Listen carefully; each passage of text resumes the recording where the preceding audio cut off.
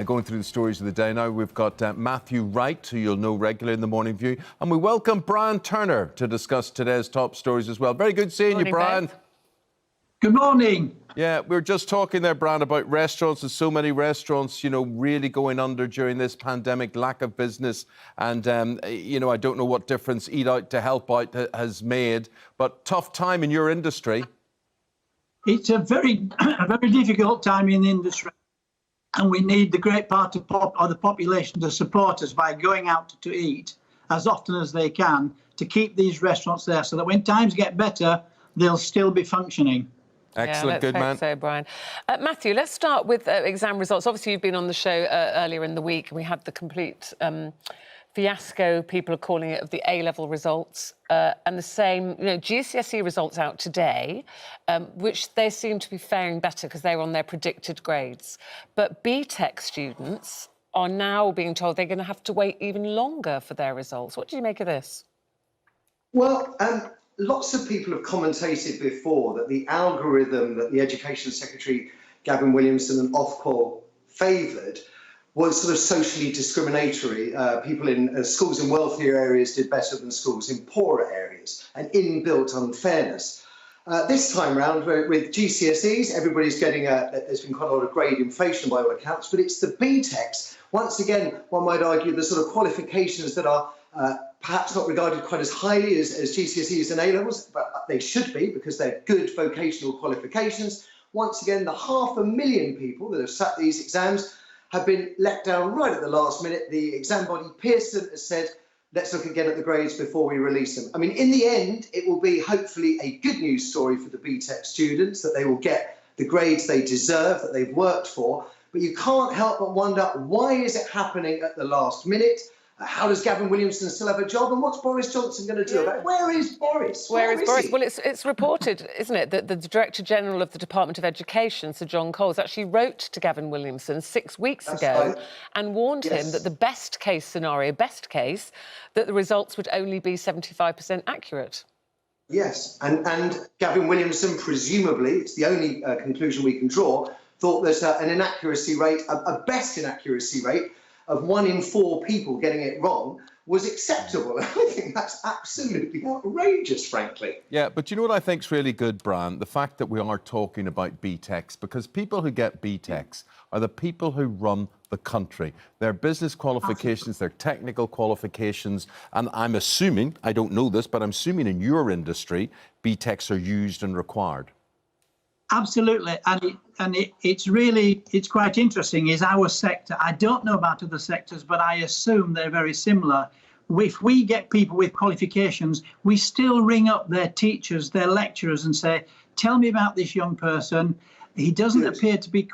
And someone will give you the inside information about the real character of that person. Yeah. What we look for in our sector is an attitude, that they're prepared to work long and hard and get involved and learn and work to go forwards. So for us, the BTECs are essential, but actually they're not the only thing. There's more to it than that, and that's the relationship where the teacher comes in. Yeah. But at least they're being trained for something, which you could argue, unlike A-levels, that's a whole other debate. They're training towards something. Actually, you're talking about food.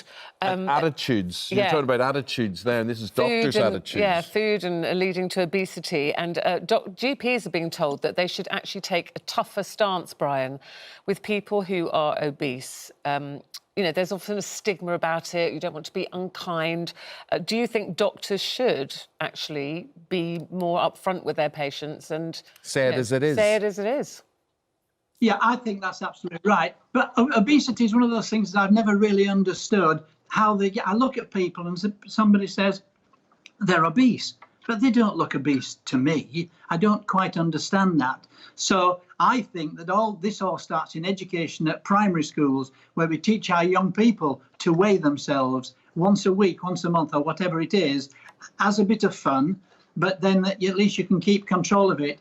And those that haven't, when you go to a GP, I think it's a great idea, mandatory. Stand on the scales first. You've gone up or you've gone down. Now what's your problem? Would that I don't think the beanpole that is Matthew Wright agrees with you. Would it stop you going? Would it stop you going to the doctor? It might stop people going if they think they're going to be, weighed.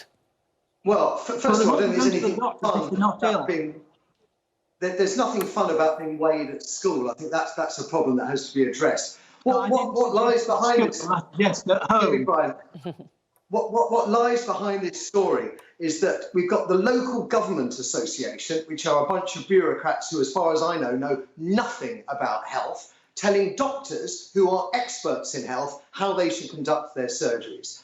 The idea that all it takes is a doctor to wag their finger at an overweight person and boom, the obesity problem in the UK is solved is a nonsense. The local government association should concentrate on local government issues and leave medical people to concentrate on medical issues. You go around telling fat people you're fat, you're overweight, you'll end up with more mental health problems, and I suspect a bigger obesity problem as well. It is a huge problem. It's this huge problem in this country, and it costs the NHS millions. So what would you do? What would you do, Brian? You talked about education. Do you think you'd be needing to educate children at a very young age, perhaps, about nutrition? Absolutely. I would bring back domestic science. We at the Royal Academy of Culinary Arts run a scheme called Adopt a School, and we go into schools and we just teach people to think about what they're eating, where it comes from, and what good it's going to do them, and if it's going to do them harm. And if we can get them thinking in a balanced way at an early age, so just once a month, so what I'm suggesting, Matthew, is getting your skills on your scales at home with your mother and father, Tell you and what, they can a good practical subject to be taught at school. Totally agree with you. Wish I had been taught it. Matthew, I want to be in praise of the Victorians and the Edwardians now, because really since then nobody has built parks in the UK. Nobody sets out and says, let's build a public park and support it now. No. But now we've got in Essex and Leigh-on-Sea, residents have complained about exercise, people who get out there, exercise and use their parks, doing it there because they think it's antisocial. What do you think? Well, I don't think people going to the park to exercise is antisocial per se. Going to a park like my local park where you're asked not to bring amplified music and then going and taking a professional exercise class with amplified music, I think that's going beyond the pale. That is taking advantage. My wife was abused during lockdown by a bloke who stumbled over the pram and turned around and called it the C word. And I think that's totally unacceptable, that there are a lot of exercise Nazis out there, but the parks, they're good for everybody. Lots of people don't have gardens. Where would they exercise if it wasn't in a park? Yeah, what do you think, Brian? Well, isn't there a halfway house here? Couldn't the local council designate which parks can be used on which days? And it's not used every week. So perhaps Tuesday and a Thursday you go here, Wednesday and a Friday you can go somewhere else, so that they can keep exercising, which we feel is very important.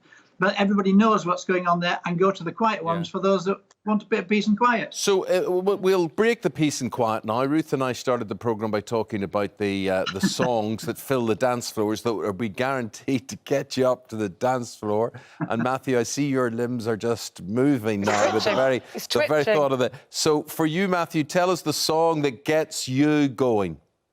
Well, the truth, I told your producer today, the truth is anything by Status Quo. But for the benefit of this morning, I've gone for Robin S. Show Me Love, which is a great little sort of 90s dance anthem. That one. Oh, yeah, I like that one. That's very good, but you would have been 50 during the 90s. Why would you have been dancing to that? That's it. And Brian, we'll leave the final one to you. If we were to get you up on the floor, mate, what would do it for you?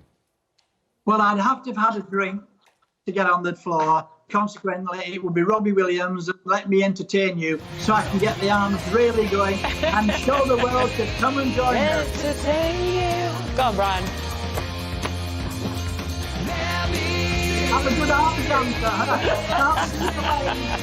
Thank you for entertaining us this morning, folks. Thank you both very, very much indeed. Brian Turner and Matthew That's Wright our there. exercise for the day. It is, Yeah. it is. Thank you.